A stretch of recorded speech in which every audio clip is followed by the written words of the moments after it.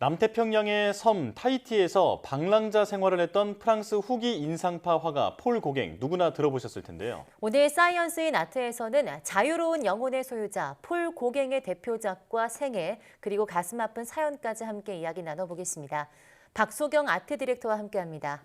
어서 오세요. 안녕하세요. 네, 안녕하십니까.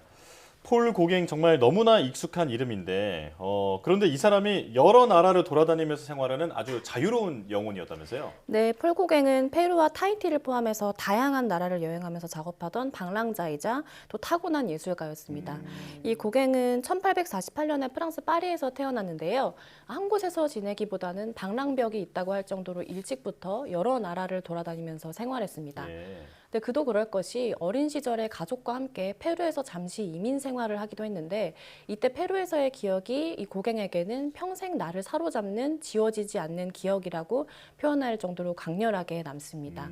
근데 또 17살 무렵부터 선원 생활을 하면서 배를 타고 항해를 하기도 했는데요. 네. 근데 몇 년 후 파리에 다시 돌아온 고갱은 이 지인의 소개로 증권 관련 일을 하면서 생계를 이어가게 됩니다. 근데 이때 당시 그 프랑스에서 인상주의 화풍이 대두되면서 큰 인기를 끌던 시절이었는데요. 네. 고갱은 미술품을 좋아해서 조금씩 작품을 사서 모으다가 직접 그림을 그리게 되면서 화가의 길을 걷기 시작합니다. 이후 드가와 피사로 등의 대가들에게 인정받으면서 전시에 출품을 하기도 하고 또 본격적으로 활동하게 됩니다. 네, 그러니까 그림을 좋아해서 그냥 그리게 되면서 화가의 길을 걸은 그런 재능이 많은 화가였지 않나 네. 싶은데요.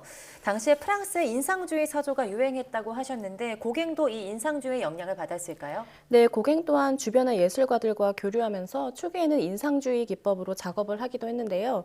네, 하지만 점차 인상주의 화풍에서 벗어나면서 자신만의 독자적인 기법을 확립하기 때문에 후기 인상주의로 분류가 됩니다. 이 고갱이 마르티니크라는 지역에 여행을 갔을 때 인도인들과 교류를 하게 되는데요. 이때 접한 이국적인 인도의 전통 미술에 매료되면서 자신이 속해 있던 유럽 미술 화풍에 대해 다른 시선으로 바라보게 되거든요. 근데 이때부터 인상주의에서 벗어나기 시작했다고 볼 수 있습니다. 예.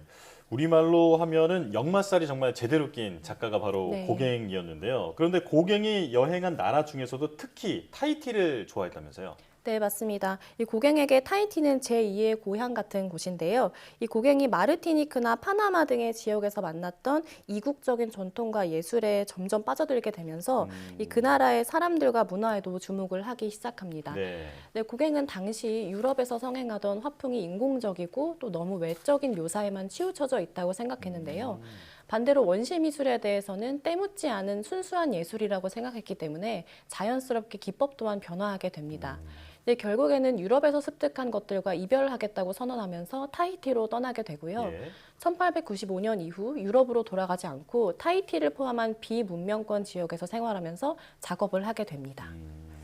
네, 저 고갱이 타히티 그리고 페루 이런 데서 지냈다 보니까 뭐 유럽에서 지낸 화가들이 그린 인물들과는 조금 다른 인물을 그리지 않았을까 싶은데요. 어떤 작품이 대표작이 있을까요? 네, 아무래도 타히티에서 영감받아서 그린 작품들이 잘 알려져 있죠. 네, 그 중에서도 타히티의 여인들이라는 작품이 대표작으로 꼽힙니다. 네, 작품에는 2명의 여인이 등장하는데 이 검은 머리와 붉은 색감의 옷이 강렬한 인상을 주고 있습니다. 예. 이 고갱은 타지에서 만난 여인들을 모델로 작업을 많이 했는데요. 이국적인 화풍을 워낙 좋아했기 때문에 그 지역의 사람들이나 특유의 분위기를 잘 살리기도 했습니다. 네, 왼쪽에 붉은 드레스를 입은 여인의 나른해 보이는 모습과 해변가의 배경이 잘 어우러지는데요. 반면에 오른쪽의 여인은 날씨와는 어울리지 않게 좀 더워 보이는 복장이죠. 이때 타히티가 프랑스 식민지였을 때인데요. 근데 그 여파로 이런 복장 같은 문명들이 마구 밀려 들어왔을 겁니다. 네, 어딘가 어색해 보이는 모습이 우울해 보이기도 하고요. 전반적으로 일렁이듯 리듬감 느껴지는 선들과 색감이 표현되어서 이 열대지방의 더운 느낌이 물씬 나는 작품입니다. 네, 1891년에 그려졌고요. 오르세 미술관에서 소장하고 있습니다. 네. 자, 말씀을 들어보니까 고갱은 그 자신만의 유토피아를 찾아다녔던 사람인 것 같은데 늘 행복했을까요? 그건 아닙니다. 고갱이 한때 증권 관련 일을 하다가 갑자기 화가의 길로 들어서겠다고 했을 때 사실 가족이 있었거든요. 근데 5명의 아이와 아내가 있었는데 이 작가로 전향하면서 생계에도 어려움이 생기게 되고 아내와도 여러 가지 트러블이 생깁니다. 근데 결국 고갱은 아내와 결별하고 여러 나라를 돌아다니면서 꿈을 펼치게 되는데요. 이 고갱이 타히티에 머물고 있을 때 아내로부터 편지를 받게 되거든요. 네. 이 편지 내용은 고갱의 딸이 지병으로 사망했다는 내용이었고요. 이 고갱은 크게 자책하게 됩니다. 이 시기가 고갱의 인생에서 정말 힘든 시기였는데요. 이 가족의 비보뿐만 아니라 타히티에서 작업은 했지만 또 재정적인 어려움도 있었고 건강도 좋지가 않았거든요. 이 고갱은 딸의 사망 소식을 듣고 약 한 달간 그림 하나를 그리게 되는데 1897년에 제작된 우리는 어디에서 왔으며 누구이며 어디로 가는가라는 작품입니다. 이 가로로 굉장히 긴 작품인데요. 이 한 폭의 캔버스 안에 여러 명의 인물이 등장하고 배경은 어둡고 좀 드라마틱합니다. 근데 그림의 오른쪽을 보면 누워있는 아기가 보이고요. 이 중간 부분에는 젊은 나이로 보이는 인물이 있습니다. 또 가장 왼쪽에는 나이가 든 노인이 앉아 있는데요. 근데 오른쪽에서 왼쪽으로 인간의 탄생부터 죽음까지의 생애를 시각적으로 나타내는 작품입니다. 이 고갱은 작품에 주로 여성들을 담기도 했기 때문에 이 작품 또한 남성보다는 여성의 생애 주기를 나타내는 것으로 보여집니다. 예. 네, 이 작품 속에 인간의 생을 담았지 않나 싶은데요. 딸의 비보를 듣고 그린 이 작품이 고갱에게는 또 어떤 의미였을까요? 네, 고갱의 대표작으로 손꼽히는 이 작품은 약 한 달의 시간 동안 거의 쉬지 않고 그려졌다고 알려졌는데요. 이 작품을 완성하고 나서 고갱은 산으로 올라갔다고 합니다. 네. 네, 가족을 지키지 못했다는 죄책감과 또 그렇다고 작가로서도 크게 성공하지 못했다는 점 때문에 너무 고통스러웠던 나머지 스스로 생을 마감하기 위함이었는데요. 근데 결론적으로는 목숨을 끊으려는 시도는 실패를 하게 됩니다. 이 고갱이 느끼는 감정이 캔버스로 쏟아져 나와서 이 작품이 그려졌고 이걸 그리는 동안 수많은 생각이 오갔을 텐데요.